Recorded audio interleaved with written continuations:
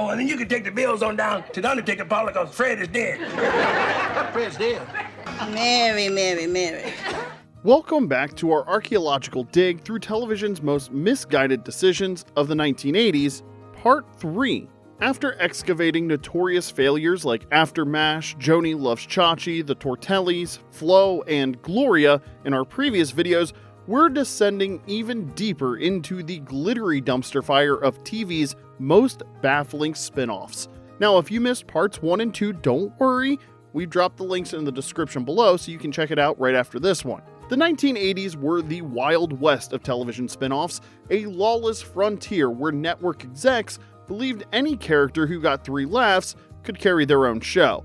For every successful Frasier or The Jeffersons, we got a dozen catastrophes that were canceled so fast, the cast didn't even have time to cash their first paychecks. Now, if you enjoy watching us perform autopsies on television's biggest blunders, smash that like button and subscribe to join our growing community of TV archaeology enthusiasts. Today, we're examining 5 more spin-offs that should have never left the drawing board, each a bewildering television misfire in its own unique way. Number 1, Mrs. Columbo, spin-off of Columbo. Well, you see how the light's coming from this side? You see how the artist painted it that way? Yes, I do. Kicking us off with our first embarrassing spin-off, we have what might be the most confusing case in spin-off history. Technically premiering with a TV movie pilot in February 1979, but airing as a regular series in fall of 1979 through March of 1980, we have Mrs. Columbo.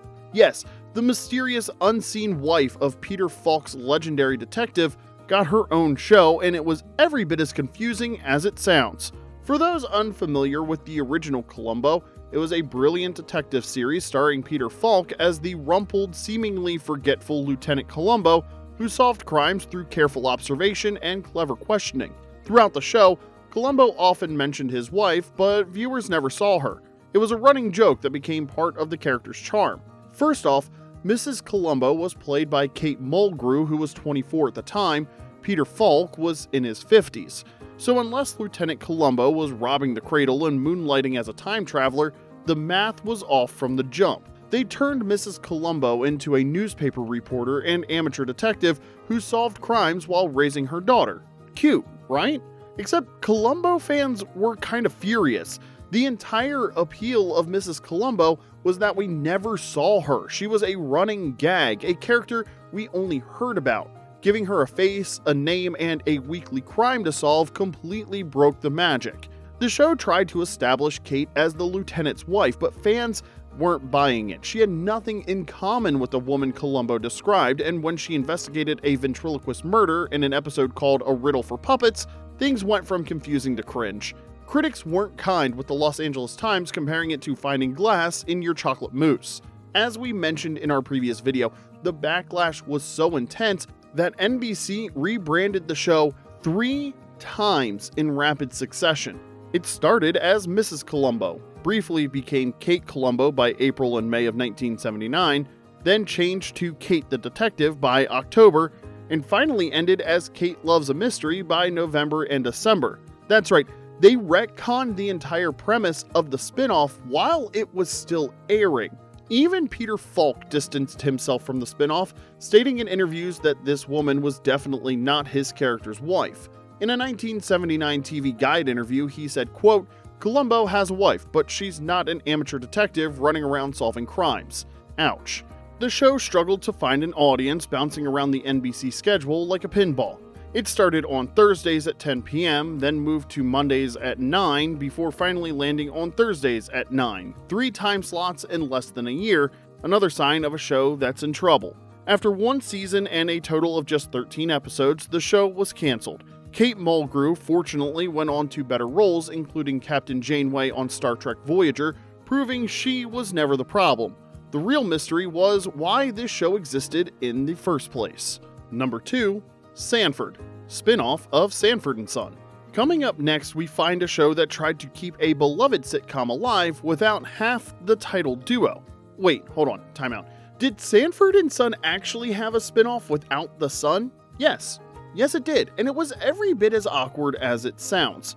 For context, for those of you that don't know, Sanford and Son was a groundbreaking sitcom starring Red Fox as junk dealer Fred Sanford and DeMond Wilson as his son Lamont. The show was a massive hit for NBC, frequently ranking in the top 10 shows during its 6-season run from 1972 to 1977. When Sanford and Son ended in 1977, DeMond Wilson left for other projects and Red Fox headed to ABC for the Red Fox Comedy Hour, which was canceled after just 4 months. By 1980, with Fox's ABC disaster behind him, NBC saw an opportunity to resurrect Fred Sanford, but without the "and Son" part. Enter Sanford, the classic half-sequel where Red Fox returned as Fred, but Lamont was conveniently written out of the show with a flimsy explanation that he had moved to Alaska to work on an oil pipeline. Yeah, because nothing says 80s sitcom like an off-screen character working on fossil fuel infrastructure. Hell, call the zoo. I think I've captured a gorilla-faced ugly hippopotamus. Now, instead of Lamont, Fred now had a new business partner named Cal Petty, played by Dennis Berkeley, who was introduced as Lamont's friend from the Alaskan pipeline. Cal was clearly positioned as the new Lamont, with the show even taking place in the same familiar junkyard. The problem with it was all the heart of the original show came from Fred and Lamont's complicated father-son relationship. Without that authentic dynamic, the show was just Red Fox delivering insults to people who weren't nearly as adept at bouncing them back as DeMond Wilson had been. In one especially desperate episode, Fred pretends to be sick to get Lamont to come home from Alaska. Spoiler alert, Lamont never appears on camera. Instead, we hear Fred on the phone saying, "You can't come? Well, that's okay, son." Nothing says riveting television like a one-sided phone conversation. Now, to boost ratings, the show brought back familiar faces like Aunt Esther, played by LaWanda Page, and Grady, played by Whitman Mayo, for guest appearances, but these familiar characters only reminded viewers of what they were missing.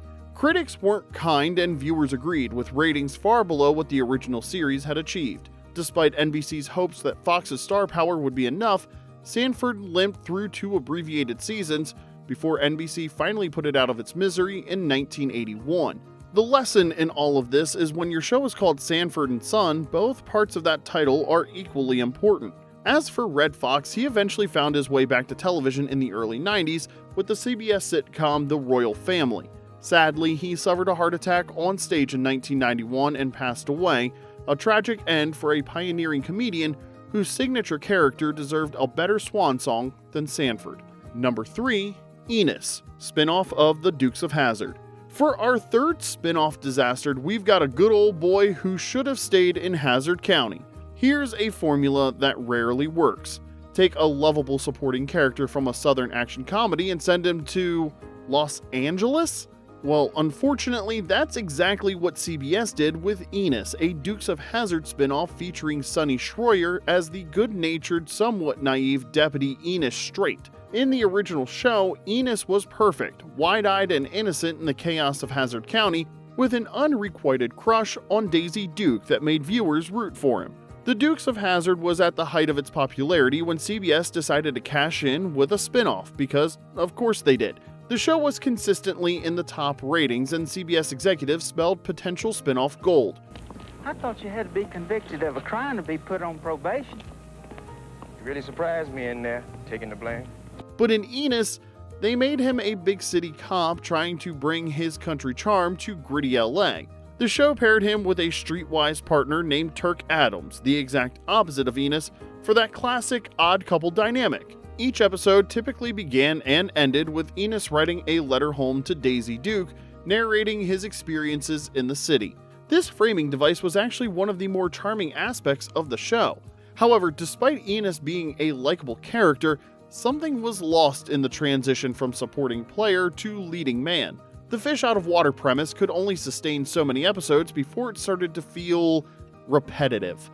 To boost ratings, CBS even brought in familiar faces from Hazzard County, with characters like Daisy Duke, Uncle Jesse, and Sheriff Roscoe making guest appearances, but even these nostalgic crossovers couldn't save the show.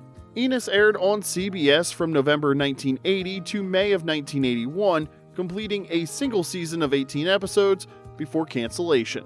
As stipulated in his contract, Sonny Schroyer returned to the Dukes of Hazzard in the fall of 1982, slipping back into the ensemble cast as if nothing had ever happened. Sonny Schroyer continued working steadily in television and film after Dukes finally ended. He even played legendary football coach Bear Bryant in Forrest Gump. Still, Enos remains a curious footnote in television history, proof that sometimes a character works better as part of an ensemble rather than carrying their own show.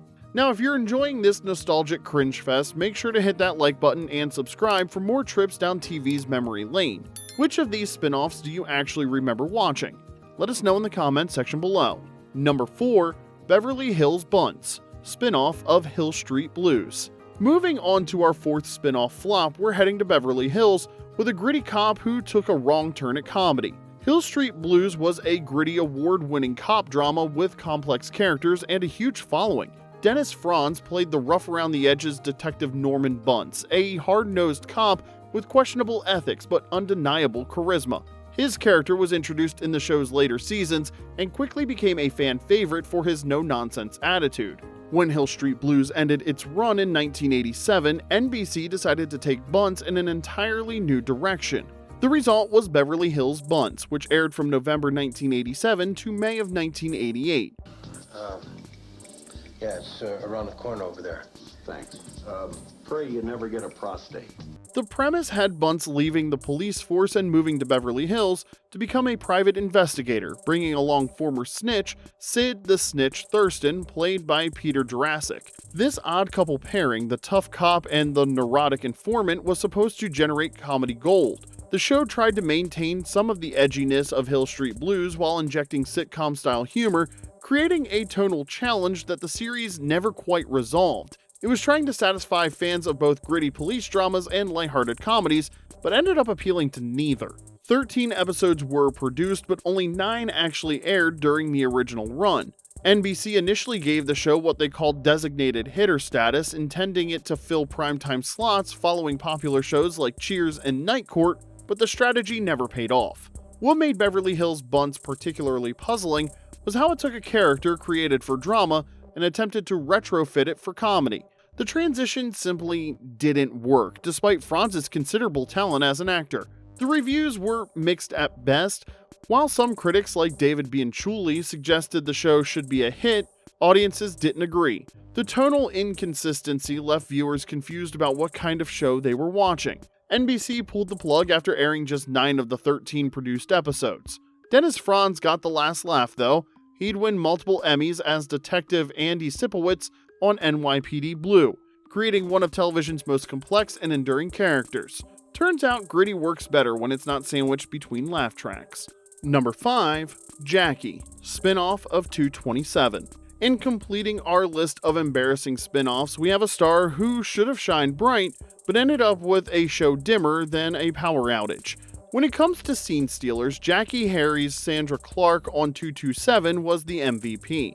Glamorous, flirty, and always ready with a sharp one-liner, she stole every scene and nearly every husband on the block, so NBC figured why not give her a show of her own. The result? Jackée. Yes, they named it after her. Subtle. In 227, Jackée Harry made history by becoming the first African-American woman to win an Emmy for Outstanding Supporting Actress in a Comedy Series. Her star was undeniably on the rise, and NBC was eager to capitalize on it. Just a record I play. It helps me get to sleep. Never thought I'd say this, girls, but... The studio audience's tepid laughter said it all. This wasn't the Sandra they knew and loved. The show tried to tone her down, give her depth, and surround her with a new cast that had zero chemistry. But fans didn't want a reformed Sandra, they wanted Mary, Pearl, and that sassy neighborhood dynamic. NBC aired the pilot as a backdoor episode of 227 in April of 1989. The ratings were decent, but only because it inherited the 227 audience. Network executives watched the episode, read the audience testing cards, and saw the writing on the wall. Jackée stayed with 227 for a bit longer, but eventually left anyway, proof that sometimes a side character should just stay a side character. However, this wasn't the end for Jackée Harry. She went on to star in Sister Sister and numerous other successful shows, proving that her talent was never in question, just the concept of removing her character from the ecosystem that made her shine. And there you have it. 5 more spin-offs that should have stayed supporting characters, but thanks to the internet and, let's be honest, YouTube commenters who remember everything, these flops live on in our collective memory, preserved like cultural artifacts that remind us that even television legends can make terrible decisions. Which of these train wrecks do you remember? Did you actually like any of them? Let us know in the comment section below, and if you haven't already, hit that like button and subscribe. Thanks for watching, and we'll see you next time.